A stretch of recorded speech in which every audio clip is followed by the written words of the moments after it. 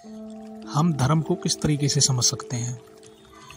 पहले तो ये जानना होगा कि धर्म क्या है, किसको कहते हैं, तभी धर्म के बारे में समझा जा सकता है। तो धर्म को एक तो ऐसे मान लो कि किसी ने कह दिया कि यह तुम्हारा कर्तव्य है, यानी कि यह कार्य तुमको करना है और इसी दिशा या इसी राह पर तुमको चलना है। किसी ने यह कह दिया तो वह तुम्हारा धर्म है,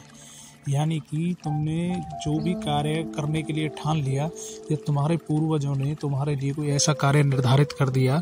कि भाई तुम्हें कोई दिशा दिखा दी कि तुम्हें इसी पर चलना है और इसी को मानना है, और तुम उसी पर चले, उसी को माने, तो तुम्हारे लिए वो तुम्हारा धर्म हो गया कि यह कार्य हमको करना है, इसी मार्ग पर हमको चलना है, यह हमारा धर्म है। यानी कि जो भी कर्तव्य है एक तो उसे हम धर्म मान सकते हैं। दूसरा एक चिन्हित धर्म है, यानी कि एक पहचान है धर्म, यानी जो भी पहले पूर्वज रहे हैं उनके जीवन के जो भी अनुभव रहे हैं, उन्होंने जो भी लिख करके या जो भी अपने मुंह जुबानी कोई चीज़ें लोगों को बताई हैं, यानी कि अपनी आने वाली पीढ़ियों के लिए जो चीज़ें रखी हैं, उनको भी धर्म माना जा सकता है। यानी कि एक सिंपल बहुत साधारण तरीके से समझें तो जो पहले पूर्वज जिस तरीके से अपने जीवन को जिए, उन्हीं के तरीके से जीवन को जीना या उन्हीं का अनुसरण करना धर्म माना जाता है। यानी कि जैसे कह देते हैं आजकल, आप लोग सुनते होंगे कि भाई हिंदू धर्म, मुस्लिम धर्म, जैन धर्म, बौद्ध धर्म, पारसी धर्म, सिख धर्म, ईसाई धर्म, इस तरीके से धर्म बने हुए हैं। तो यह अलग अलग पहचान है, अलग अलग लोगों ने, अलग अलग स्थान पर रहने वाले अलग अलग प्रकार के लोगों ने अपने अपने तरीके से जीवन जिया है। जैसी भी वहाँ की परिस्थितियाँ स्थितियाँ रही हैं, उनका जैसा भी अपना मानसिक स्तर रहा है,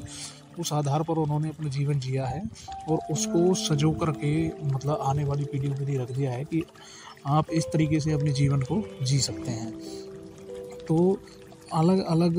लोग जो भी अलग अलग स्थान पर बसे हुए हैं वो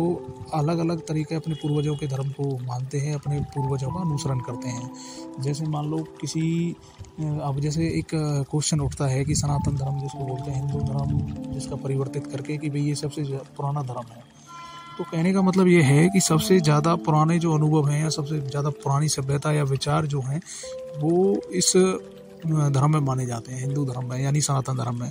अच्छा, बात करते हैं कि हिंदू शब्द कहाँ से आया। तो यह तो मतलब मोस्टली सभी को पता ही होगा, हिंदू धर्म के बारे में तो ज़्यादातर लोग जानते ही होंगे कि हिंदू धर्म कहाँ से, हिंदू धर्म जो है यानी हिंदू शब्द जो है कहाँ से प्रचलित हुआ। यह सिंधु नदी के किनारे पर या कहें कि वहाँ पर जितने भी लोग बसे हुए थे उनको हिंदू बोला जाता है। कहने में तो यही आता है,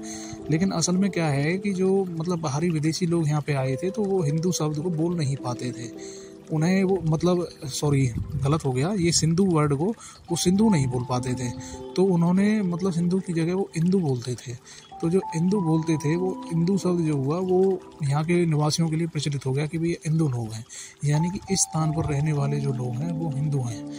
ये शब्द इस तरीके से आया। और इसमें जो सनातन धर्म जो जितनी भी बातें जुड़ी पुराने, जो सबसे ज़्यादा पुराना माना जाता है, तो इसमें क्या है कि कुछ चीज़ें जैसे बताई जाती हैं, लिखे हुए जो ग्रंथ काफ़ी लंबे समय पहले लिखे हुए ग्रंथ मिले हैं या उनके आधार पर उनको परिवर्तित करके उन्हें अनुवाद करके उन चीज़ों को लोगों के सामने लाया गया। अच्छा, इस चीज़ पर मतलब मोहर नहीं लगाई जा सकती, एक तरीके से इसको 100% सत्य नहीं कहा जा सकता कि भाई यही चीज़ सत्य है, इसके अलावा जो भी चीज़ें हैं वो गलत हैं, या यही चीज़ 100% ठीक है। क्योंकि कहीं भी किसी भी चीज़ को अगर हम ज्यों का त्यों सत्य मान लें तो उस पर एक प्रश्न चिन्ह यह लग जाता है कि किस आधार पर हमने माना। किसी भी चीज़ के पीछे काफ़ी प्रश्न चिन्ह लग सकते हैं अलग अलग आधार पर। तो किसी भी चीज़ को तर्क कसौटी पर खरा उतरना होता है, तभी जाकर वो चीज़ आगे चल सकती है। अब बहुत से प्रश्न चिन्ह आजकल लग जाते हैं कि भाई यही क्यों होता है, यही चीज़ें, यही गतिविधि क्यों होती हैं। तो लोगों को ठेस पहुंचती है कि भाई ये हमारे ज्ञान या हमारे पूर्वजों के ज्ञान पर यह प्रश्न चिन्ह क्यों लगा रहे हैं। तो ये सीधी सी और बड़ी साधारण सी और लाजमी बात है कि किसी भी चीज़ पर कभी भी प्रश्न चिन्ह उठाए जा सकते हैं या प्रश्न चिन्ह लग सकता है, क्योंकि जो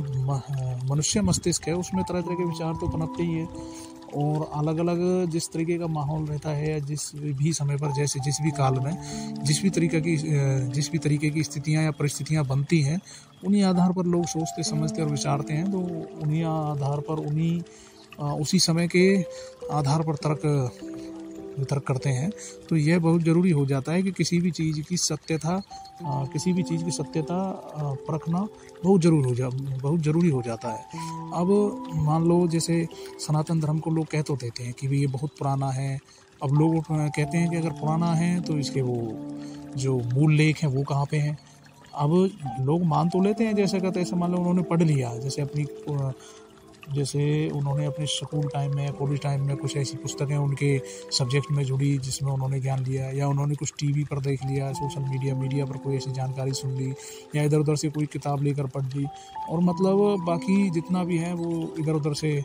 बाबाओं का ज्ञान सुन लिया। तरह तरह से चीज़ों को सुनकर वो उन्हीं चीज़ों को सच मान लेते हैं और फिर उन्हीं के आधार पर वो आचरण करते हैं। अब मान लो कोई दूसरे धर्म का या कोई नास्तिक व्यक्ति अगर कोई प्रश्न चिन्ह उठा देता है तो वो लोग उसका जवाब देने की बजाय भड़क उठते हैं या मतलब गुस्सा हो जाते हैं। तो इसका रीज़न जो है वो ये है कि आपको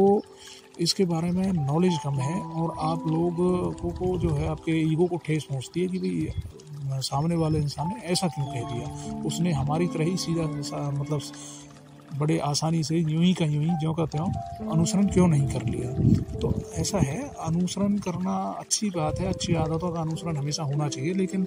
अंधानुसरण होना बहुत गलत है कि आप सत्यता परखें नहीं और किसी भी चीज़ का अंधानुसरण करने लगे और फिर उसी को जायज़ ठहराने लगे, तो ये बहुत गलत चीज़ है। तो सबसे पहले तो आप लोगों को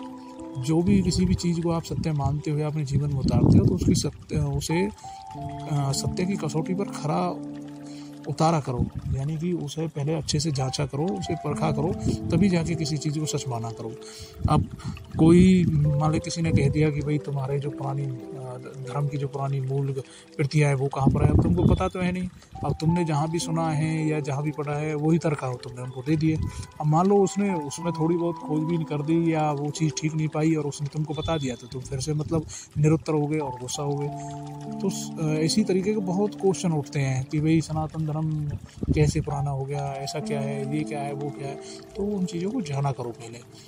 क्योंकि मूल प्रतियाँ जो हैं लिखी हुई सनातन धर्म या हिंदू धर्म के ग्रंथों की, वो मूल प्रतियाँ अभी तक किसी को भी पता नहीं है सही कि वो प्रतियाँ कहाँ हैं, किस भाषा में हैं। बस बताई जरूर जाती हैं कि सबसे प्राचीन ये भाषा है कि भाई पाली भाषा होगी कि उसमें लिखे हुए हैं या प्राकृतिक भाषा में लिखे हुए हैं वो,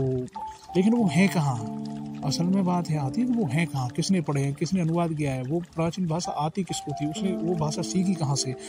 फिर उसने अनुवाद कब किया, किस स्थिति परिस्थिति में किया, किस तरीके से किया, वो सारी चीज़ें मतलब कहते हैं ना कि बहुत बारीकी से किसी चीज़ की जांच करके तब सत्यता को परखा कीजिए। मैं ये नहीं कहता कि मतलब अपने पूर्वजों के ज्ञान को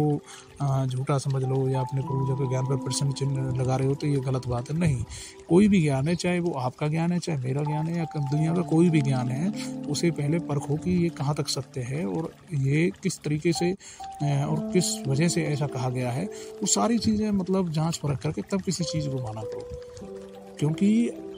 युग ही ऐसा है आज का, जो मतलब हम जो जिस माहौल में जी रहे हैं या जो भी हमारे आसपास जो भी फिलहाल वातावरण है, जिस भी तरीके का आवरण है, वातावरण नहीं आवरण जो है, उसमें तरह तरह की मतलब आजकल कुरीतियाँ हैं, तरह तरह के झूठ हैं। मतलब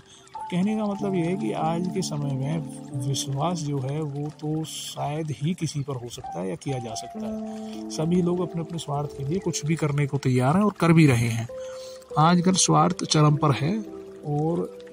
इतना चरम पर है कि लोग अपने सिवाय कुछ देख ही नहीं पा रहे हैं।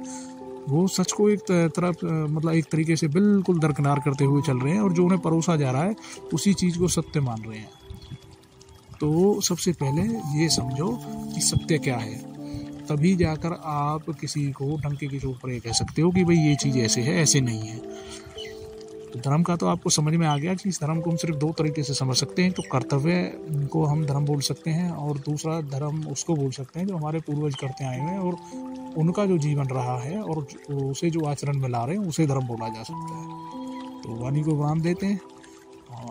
अपना ध्यान रखिए और प्रकृति में अच्छे कर्म करिए और प्रकृति को सदैव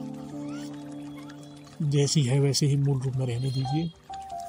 जय हो।